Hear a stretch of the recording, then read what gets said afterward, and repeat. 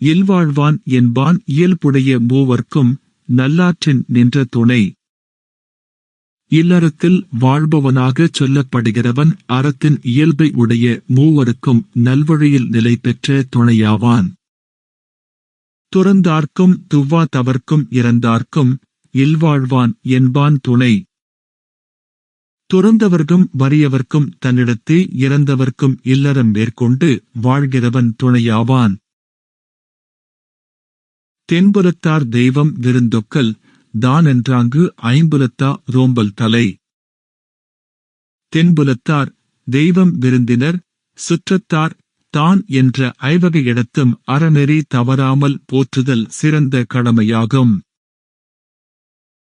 பழியஞ்சி பாத்தூண் உடைத்தாயின் வாழ்க்கை வழியஞ்சல் எஞ்ஞான்றும் இல. பொருள் சேர்க்கும் பொது பழிக்கு அஞ்சிச் சேர்த்து செலவு செய்யும் போது பகிர்ந்து உண்பதை மேற்கொண்டால் அவ்வாழ்க்கையின் ஒழுங்கு எப்போதும் குறைவதில்லை. அன்பும் அறனும் உடைத்தாயின் இல்வாழ்க்கை பண்பும் பயனும் அது. இல்வாழ்க்கையின் அன்பும் அறமும் உடையதாக விளங்குமானால் அந்த வாழ்க்கையின் பண்பும் பயனும் அதுவே ஆகும்.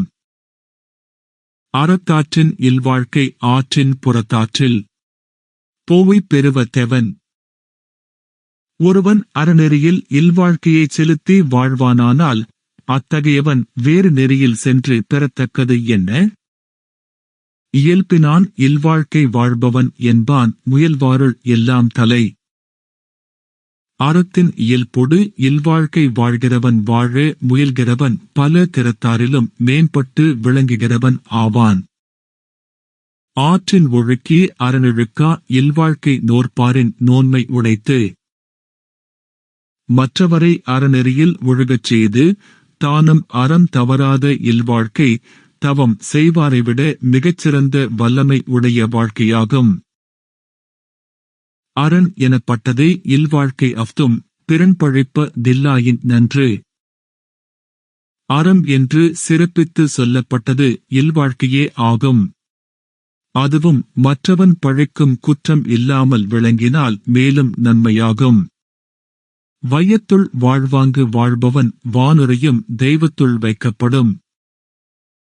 உலகத்தில் வாழ வேண்டிய அறநெறியில் நின்று வாழ்கிறவன் வானுலகத்தில் உள்ள தெய்வ முறையில் வைத்து மதிக்கப்படுவான்.